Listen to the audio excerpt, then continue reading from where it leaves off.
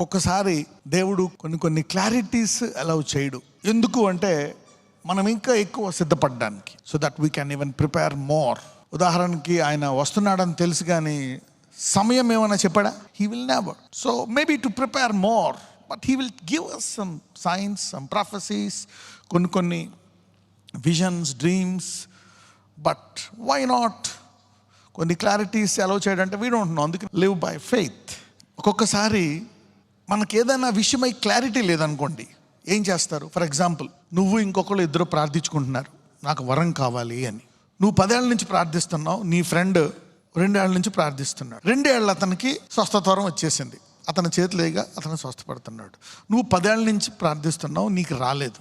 So ఇప్పుడు నీ కోపం వచ్చి, అంటే అప్పుడు ఏం చేయాలి? ఈ వ్యక్తి 10 ఏళ్ళ నుంచి ప్రార్థిస్తున్న వ్యక్తి ఏమొస్తుంది? ఆ వ్యక్తికి ప్రతి శరీరంలో జలసి ఉంటుంది. అంతమంది తెలుసు ఏమొస్తుంది? జలసి వస్తుంది. అప్పుడు అతను ఏం చేయాలా? తగ్గించుకోవాలా? లేకపోతే వెయిట్ చేయాలా? దేవుణ్ణి అడగాల, నాకు ఎందుకు ఇవ్వలేదని? లేకపోతే అటాక్ చేసేయాలా? తగ్గించుకొని దేవుణ్ణి అడగాలి. ఎందుకు ప్రభువా నాకు ఇంత ఆలస్యమైంది? హన్నా తగ్గించుకొని అడిగింది, నాకెందుకు ఇంత ఆలస్యమైంది 10 ఏళ్ళు? కానీ ఏం చేసింది? తుదకే నేనేం చేయనంటాడు. లాస్ట్గా ఆమె తగ్గించుకొని ఎక్కడికి వెళ్ళింది? ఒకవేళ ఆలస్యమైనా కానీ ఆమె కడుపుని ఎవరు పుట్టారో తెలుసా? దేశంలో శక్తివంతమైన ప్రవక్త. అంటే ఆమెకు 6 డజన్ మంది పుట్టినా, 10 మంది పుట్టినా, ఈమెకు ఆలస్యమైన పుట్టిన ఒకడు చాలు. చరిత్రలో నిలబడిపోయేటువంటి వ్యక్తి. ఏం పేరు? ఆయన పేరు శామ్యూయల్. చూసారా? ఒకవేళ నువ్వు తగ్గించుకొని దేవుడి దగ్గర వెళ్ళడం వల్ల నీకు లాభం కలుగుతుందా, నష్టం కలిగిందా? లాభం కలుగుతుంది. లేదని ఆమె మీద యుద్ధం చేసి, ఆమెను అలా చేసి ఇలా చేసి ఇబ్బంది పెడితే ఎవరికి నష్టము? హన్నాకే నష్టం. యాకోబు, ఈసావు ఒకవేళ ఆశీర్వాదం పోతే పోయింది, ప్రభువా నేను అతన్ని చంపను, నేను తగ్గించుకుంటాను, నీ చిత్తమైతే నన్ను ఆశీర్వదించంటే అతన్ని ఆశీర్వదిస్తాడా లేదా దేవుడు? Yes, he will bless. So when there is competition, గుర్తుపెట్టుకోండి, దేవుడు ప్రతి ఒక్కళ్ళ పట్ల గొప్ప ప్రణాళిక ఉన్నారు. ఒకవేళ ఎక్కువ ఆలస్యం జరుగుతుంది అనుకోండి, అది గొప్ప మహిమ కొరకే అనుకో. అందరికంటే ఎక్కువ ఆలస్యం ఎవరి జీవితంలో జరిగిందో తెలుసా? మోషే. ఎన్ని సంవత్సరాలు జరిగింది? 40 years. ఆల్రెడీ 40 years లేట్ అయిపోయింది అక్కడ. తర్వాత 40 years, 80 years అయినప్పటికీ అతన్ని దేవుడు ఏ దైవజనుడిని వాడుకోనప్పుడు యేసు ప్రభు తర్వాత ఎవరినైనా వాడుకున్నాడు అంటే ఎవరిని? మోషేనే. ఆ బలహీనతలు కూడా. So if somebody is growing high and big, ఏదైనా వచ్చినప్పుడు తగ్గించుకొని ఒక రకంగా మనం కవర్ చేసుకొని మనం అందరూ ఒకటే అనే టైప్లో ఉంటాం. The devil want to divide and rule. ఎఫెసీయులకు రాసిన పత్రిక 2వ అధ్యాయం 18 నుంచి 22. ఆయన ద్వారానే మనము ఉభయులము ఒక్క ఆత్మయందు తండ్రి సన్నిధికి చేరగలిగి ఉన్నాము. కాబట్టి మీరిక మీదట పరజనులను పరదేశులునై ఉండక పరిశుద్ధులతో ఏకపట్టణస్థులను దేవుని ఇంటివారునై ఉన్నారు. క్రీస్తు యేసే ముఖ్యమైన మూలరాయి అయి ఉండగా అపోస్తులులను ప్రవక్తులను వేసిన పునాది మీద మీరు కట్టబడి ఉన్నారు. ప్రతి కట్టడమును ఆయనలో చక్కగా అమర్చబడి ప్రభువునందు పరిశుద్ధమైన దేవాలయ మగుటకు అభివృద్ధి పొందుచున్నది. ఆయనలో మీరు కూడా ఆత్మమూలముగా దేవునికి నివాస స్థలమై ఉండుటకు కట్టబడుచున్నారు. స్టార్టింగ్లో ఏదైనా ఒక ఉజ్జీవం వచ్చింది అనుకుంటే బైబిల్లో ఆదికాండం నుంచి ప్రకటన వరకు ప్రవక్తల ద్వారా వచ్చింది. అవునా కదా? యేసు ప్రభు వారు రాకడకు ముఖ్యముగా మార్గము సరళము చేసిన ప్రవక్త ఎవరు? యోహాను.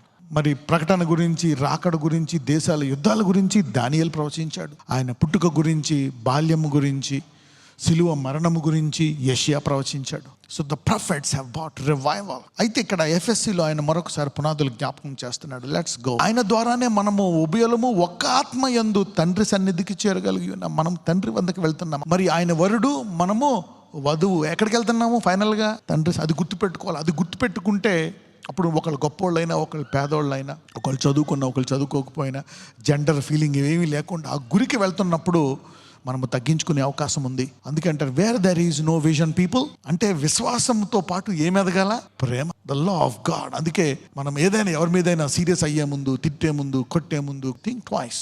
ఒకవేళ ప్రేమ నెగ్గిందనుకో, అన్నట్లో కల్లా అత్యధిక విజయం పొందినవాడు నీవే అవుతావు. 19. కాబట్టి మీరిక మీదట పరజనులను పరదేశులనై ఉండక పరిశుద్ధులతో ఏకపట్టణమును దేవుని ఇంటి వారినై ఉన్నారు. 20. క్రీస్తేసే ముఖ్యమైన మూలరాయి ఉండగా దాని మీద పునాది ఒకటి ఉంటుందంట. ఎవరంట? అపోస్తులు, ప్రవక్త. అంటే ప్రతి సంఘానికి ఆయన ఏం వేయాలనుకుంటున్నాడు? అపోస్తులు, ప్రవక్తలు. ఎందుకు అపోస్తులు, ప్రవక్తలు? ఏంటి ప్రత్యేకత? Why apostles and prophets? యేసు ప్రభు వారు పేతురుని ఎందుకు పునాది చేశాడు? ఆయన మూలరాయ ఎందుకు పునాది చేశాడు? ఆయన ఒక ప్రశ్న అడుగుతాడు. నేను ఏమని అనుకుంటున్నారు అంటే అందరూ ఒక మాట చెప్తారు. ఒకళ్ళు నువ్వు బాప్తిజం ఇచ్చి యోహాను మళ్ళీ లేచి వచ్చాడని, ఇంకొకళ్ళేమో నువ్వు ఏలియావని, ఇంకొకళ్ళేమో రకరకాలుగా అనుకుంటే మీరేమనుకుంటున్నారు అని అడిగితే వాళ్ళు ఒక వ్యక్తి లేచి ఏం చెప్తాడో తెలుసా? పేతురు లేచి ఏం చెప్తాడంటే, నీవు సజీవుడైన దేవుని కుమారుడు ఒక క్రీస్తు అని చెప్తాడు. అప్పుడు ఒక మాట చెప్తాడు, పేతురు, ఇది నువ్వు శరీరం నుంచి తెలుసుకోలే, తండ్రి అయిన దేవుడు నీకు డైరెక్ట్గా బయలుపరిచాడు. అంటే ఆ వ్యక్తికి దేవుడికి ఏముంది? కనెక్షన్. ఇది న్యాచురల్లా, సూపర్ న్యాచురల్లా? అద్భుతం. ఏ చదువు, ఏ బుక్ ఏది బయలుపరచలేదు. Connection between God and man. ఇది వాక్యము ద్వారా ఆరంభమవుతుంది.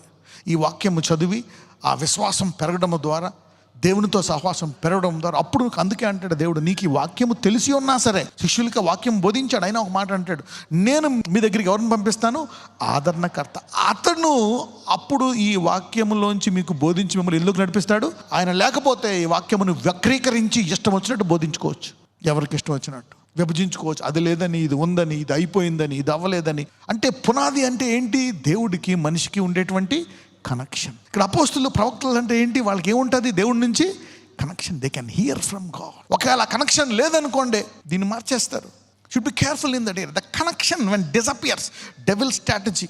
అందుకే you should never despise apostolic and prophetic anoint. పునాది మీద కట్టబడాలంట. అప్పుడు ఏ యుగానికి ఏం బోధించాలనేది చెప్తాడు. కంటిన్యూ చేయండి. 21. ప్రతి కట్టడమును ఆయనలో చక్కగా అమర్చబడి ప్రభువునందు పరిశుద్ధమైన దేవాలయం అగుటకు వృద్ధి పొందుచున్నది. ప్రతి కట్టడమును ఆయనలో చక్కగా అమర్చబడి ప్రభువునందు పరిశుద్ధమైన దేవాలయం ఒకటకు వృద్ధి. ఇలాగుంటే ఎదుగుతారంట.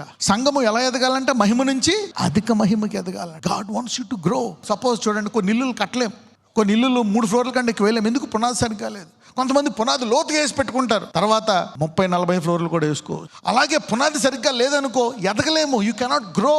అలాగే పునాది గనక దేవుడి నుంచి కనెక్ట్ అయిన ఉంటే, అంటే ఇజ్రాయేలీలో ఇన్ని సంఘాలు, ఎంతమంది సేవకులు ఉన్నా ఎవరికి తండ్రి నుంచి కనెక్షన్ లేదు. చేపలు పట్టేవాడికి ఉంది. ఆ చేపలు పట్టేవాడిని తెచ్చి అతన్ని పునాదిగా చేస్తున్నాడు దేవుడు. అంటే దేవుడు నీకు ఎంత డబ్బు ఉందో, ఎంత పెద్దోడు, don't care.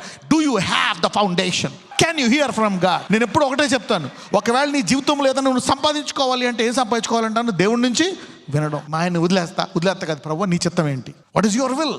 Growing with the right foundation. 22. ఆయనలో మీరు కూడా ఆత్మ మూలముగా దేవునికి నివాస స్థలమై ఉండుటకు కట్టబడుచున్నారు. అప్పుడు ఈ ఆత్మమూలంగా ఈ సహవాసం ఉంటే మనం కట్టబడతామంట. అందరూ నాతో మాట్లాడమయ్యా అనండి. అందుకే ఈ వాక్యం ఎంత జ్ఞానమున్నా, ఎన్ని తెలిసినా, ఆయన నుంచి వినే సామర్థ్యం నెలకోసారి, సంవత్సరంకోసారన్నా వినాలా. అటువంటి సామర్థ్యం మీ అందరికీ దినము నుంచి కలుగునుగాక. అందుకే దేవుడు నీలో విశ్వాసం ఇంకా ఆయన మీద ఆధారపడాల ఉద్దేశంతో కొన్ని బయలుపరచడు, కొన్ని రహస్యంగా ఉంచుతాడు. రహస్యముగా ఉంచుట ఆయనకు మహిమ. He sometimes keeps secret. అలాగని బయలుపరచుకున్నా ఉండడు, ఒక్కొక్కసారి కంప్లీట్గా బయలుపరుస్తాడు. ఈ మీరు ఉన్న కొంచెం విశ్వాసాన్ని మీరు గట్టిగా పట్టుకున్నట్లయితే, ఆయన రెండవసారి వచ్చినప్పుడు, ఆయన స్వరూపంలోకి మారినప్పుడు అంటే ఒక్క సెకండ్లో నీకు అన్నీ అర్థమైపోతాయంట, పాస్ట్, ప్రజెంట్, ఫ్యూచర్. సో ఇప్పుడు నీకు కంప్లీట్గా తెలియనంత మాత్రాన్ని అవతల వాళ్ళకి ఇచ్చి నీకు ఏమన్నది మాత్రాన్ని ఫీల్ అవ్వక, రేపొద్దున్న అందరూ నువ్వు ఒకటే. నేను ఎప్పుడూ చెప్తా ఉంటాను, Jesus plus nothing is Jesus, Jesus plus everything is also Jesus. ఎంతమందికి అర్థమైంది పునాది ఏంటని? దేవుడి నుంచి వినడం, దేవుడి నుంచి తెలుసుకోవడం. ఓకే, దాని గురించి అంత ఈజీగా కాదు, కొంతకాలం ప్రయాసపడాల. వెతుకువానికి దొరుకును, కొంతకాలం వెతకాల. ఆశ గల ప్రాణమును యెహోవా తృప్తిపరచును. దేవుడు నీతో మాట్లాడడానికి సిద్ధంగా ఉంటాడు ఏదో ఒక రకంగా.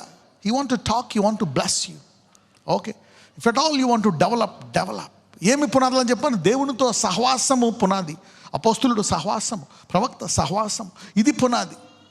మీరందరూ వాక్యములో ఉండి ఆ సహవాసములోకి ఎదగాలి అని దేవుడు చెప్తున్నాడు.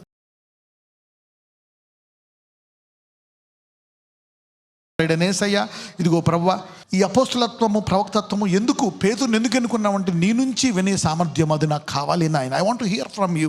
ఏ పని చేసుకుంటున్నా నీ నుంచి నేను వినే హృదయాన్ని నాకు దయచేయండి, వినే స్వరాన్ని. ఈ పునాది మీద నువ్వు సంఘాన్ని కట్టావు, ఈ పునాది మీద నా కుటుంబాన్ని కడతాను నాయన. నీ వరాలతో నన్ను నింపమని ప్రార్థిస్తున్నాను. Fill me with your gifts, bless me O lord.